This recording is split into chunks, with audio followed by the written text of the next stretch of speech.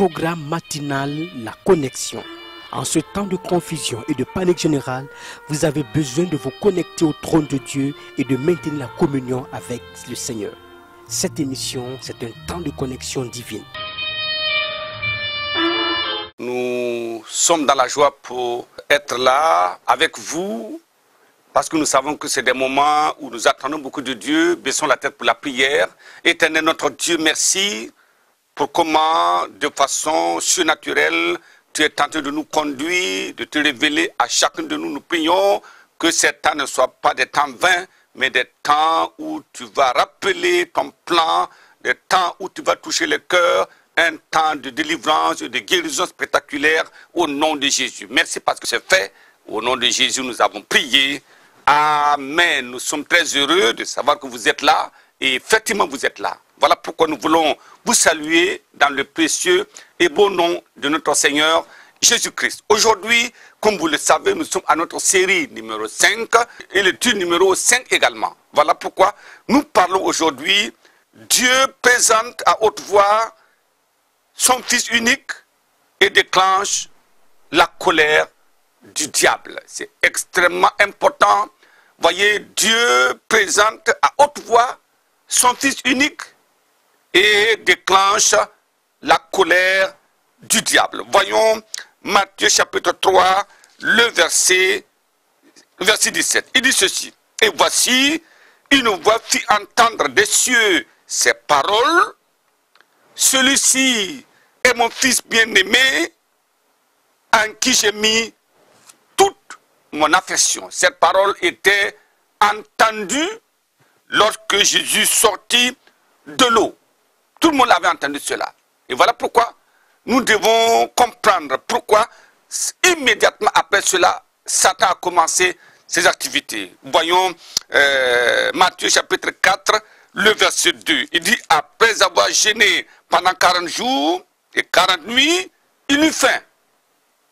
Voyez, quand votre corps est dans un besoin, quand un homme est dans un besoin, le diable va se présenter pour montrer quelque chose qui n'est pas conforme à la parole de Dieu. Alors il dit maintenant, verset 3, le tentateur s'était approché. Il s'approcha et lui dit, si tu es fils de Dieu, ordonne que ces pierres deviennent des pains. Gloire à Dieu. Mais Dieu l'a déclaré. Est-ce que Jésus avait besoin de dire encore autre chose? Non. Jésus avait alors 30 ans en ce moment-là. Et le temps de détruire les œuvres du diable était arrivé. Alors, Satan allait-il croiser les bras et laisser faire, bien que sa victoire soit incertaine, impossible même? Vous savez, le diable ne connaît pas ce que les hommes appellent réalisme. Il tente même l'impossible à cause de sa méchanceté incroyable. Voilà pourquoi nous allons considérer cette insolence de Satan en 3 parties. Premièrement, nous verrons l'attestation indiscutable de Dieu sur la déité de son Fils. Il n'y a pas de possibilité de contester cela. Deuxièmement, nous verrons l'animosité masquée de Satan contre le Christ invincible. Et troisièmement, nous verrons l'affirmation et la confirmation de la suprématie de Christ sur les puissances des ténèbres. C'est extraordinaire. Alors, voyons le premier point, l'attestation indiscutable de Dieu sur la déité de son Fils. Alors, Matthieu, chapitre 3, le verset 17. Voyez, quand vous lisez au verset 16, il dit, dès que Jésus eut été baptisé, il sortit de l'eau. Et voici, les cieux s'ouvrirent. Et il vit l'Esprit de Dieu descendre comme une colombe et venir sur lui. L'Esprit de Dieu, le Saint-Esprit, troisième personnalité divine, Jésus sortant de l'eau. Alors, en haut, maintenant, verset 17, et voici, une voix fit entendre des cieux ces paroles, celui-ci est mon Fils bien-aimé, en qui j'ai mis toute mon affection. Alors, les 3 personnalités de la divinité étaient en action en ce moment. Jésus étant sorti de l'eau, le Saint-Esprit comme une colombe sur lui, et Dieu depuis là-haut attestant que Jésus est le Fils unique de Dieu. C'est incroyable.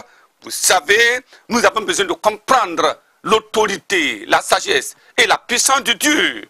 Les hommes peuvent gesticuler, se livrer même à des raisonnements rationnels et même au blasphème, mais cela n'enlève en rien une vérité éternelle établie depuis le ciel. C'est comme cela, regardez Ésaïe, ça c'est clair, Ésaïe chapitre 59, et nous lisons le verset 9, il dit, autant les cieux sont élevés au-dessus de la terre, autant mes voix sont élevées au-dessus de vos voix et mes pensées au-dessus de vos pensées. Dieu déclare qu'il n'y a même pas de commune mesure, c'est clair, c'est comme cela. Alors, qui peut pénétrer les pensées de Dieu et le sonder pour se permettre de le contredire? Qui? Quel est cet homme?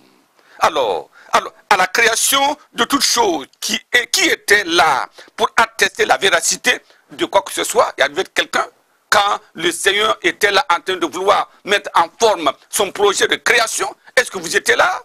Alors, quand nous n'étions qu'une masse informe dans le ventre de nos mamans, qui pouvait contester Dieu dans sa déclaration? Qui? C'est cela. Alors, quand Dieu posait les fondements de la terre, qui était là? Qui était là? Qui était là?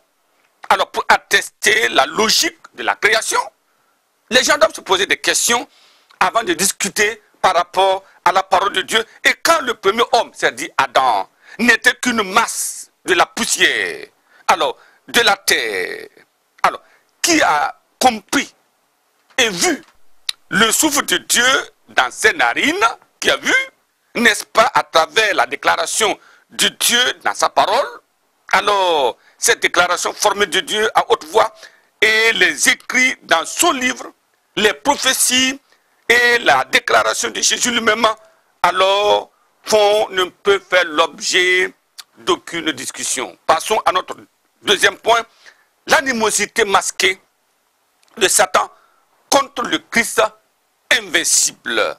Matthieu chapitre 4, c'est effarant quand vous regardez comment Satan ose lutter contre Dieu et son Fils unique. Alors c'est incroyable. Matthieu chapitre 4 verset 3, le tentateur s'étant approché lui dit, si tu es fils de Dieu, ordonne que ces pierres deviennent du pain. Pas fini.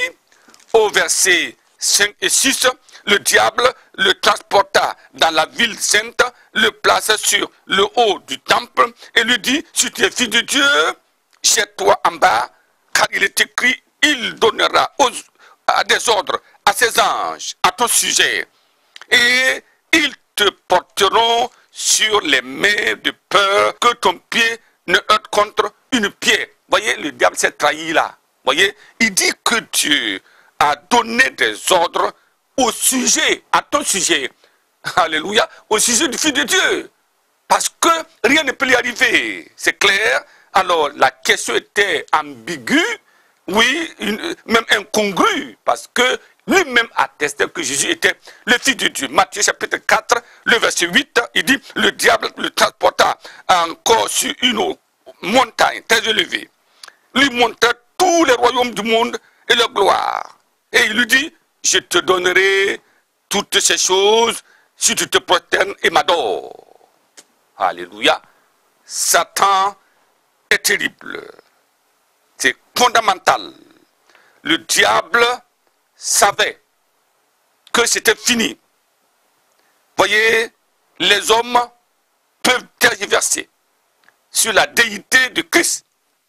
Mais le diable lui-même savait très bien, mais voulait l'amener à tomber dans la tentation pour pouvoir annuler le programme de Dieu pour la rédemption de toute l'humanité. Mais il avait lamentablement échoué et il continuerait d'échouer dans la vie des véritables croyants qui croient à la parole de Dieu et qui se confient en lui totalement. J'ai pris que Dieu nous accorde la victoire sur Satan, sur les démons, les esprits méchants, sur les maladies et sur les oppressions, et que nous tenions ferme jusqu'au temps marqué au nom de Jésus. Troisième partie, l'affirmation et la confirmation de la suprématie de Christ sur les puissances des ténèbres. Clair, à confirmation, affirmation et confirmation. Affirmation. Voyons Ésaïe 9, le verset 5. Il dit ceci, car un fils nous est né, oui, un fils nous a été donné, nous est donné, et la domination reposera sur son épaule. On l'appellera admirable conseiller du puissant Père éternel, prince de la paix. C'était la prophétie. Gloire à Dieu. Maintenant, l'affirmation, allons dans Matthieu chapitre 4, le verset 4, il dit, Jésus répondit, il est écrit, l'homme ne vivra pas de pain seulement, mais de toute parole qui sort de la bouche de Dieu. La réplique contre Satan était formelle. Matthieu chapitre 4, verset 7, Jésus lui dit, il est écrit, parce que c'est lui qui a écrit, et c'est lui la parole, tu ne tenteras pas le Seigneur, ton Dieu. Satan ne peut pas tromper le Fils de Dieu. Matthieu chapitre 4, verset 10 encore, Jésus répliqua à Satan en disant, retire-toi de moi. Maintenant c'est le temps de disparaître parce que je t'ai donné du temps, mais maintenant c'est fini. Retire-toi, Satan, car il est écrit, tu adoreras le Seigneur ton Dieu et tu le serviras lui seul. Gloire à Dieu. Alors Satan le laissa. Et voici, des anges vinrent auprès de Jésus et le servaient. Gloire à Dieu. Jésus n'a pas besoin de ces gymnastiques-là. Les anges étaient là, il avait l'autorité, il avait la parole, pour que, afin que tout ce qu'il déclare soit confirmé. Il n'a pas besoin d'attendre que Satan le tente avant de faire ceci. Si le besoin se fait, alors lui-même, il déclare de sa propre autorité et les choses se confirment. J'ai pris que nous comprenions cela. C'est important. Jésus venait de donner le premier chaos à Satan en attendant son dépouillement total sur la croix du calvaire. Ce que nous devons comprendre, c'est cela. C'était le premier chaos de Satan. Satan était dérouté, mais Jésus était impérial. Alors, sur la base de cette victoire-là, ce que nous devons savoir, les croyants ont le triomphe sur Satan et sur tous les démons. Et sachez que nous avons le triomphe. Vous avez le triomphe. Nous allons triompher de Satan et de ses démons au nom de Jésus. Voilà pourquoi nous voulons déjà magnifier le Seigneur, glorifier le Seigneur. Satan n'est pas content, mais Dieu a présenté son Fils unique comme étant le sauveur du monde. Et effectivement, il est mort à la croix et il sauve encore aujourd'hui. Baissons la tête pour la prière en ce moment.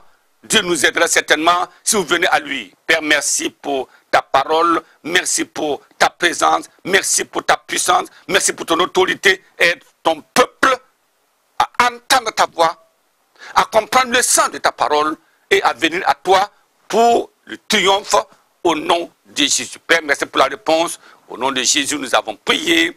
Amen. Amen. Que Dieu vous bénisse abondamment et à la prochaine.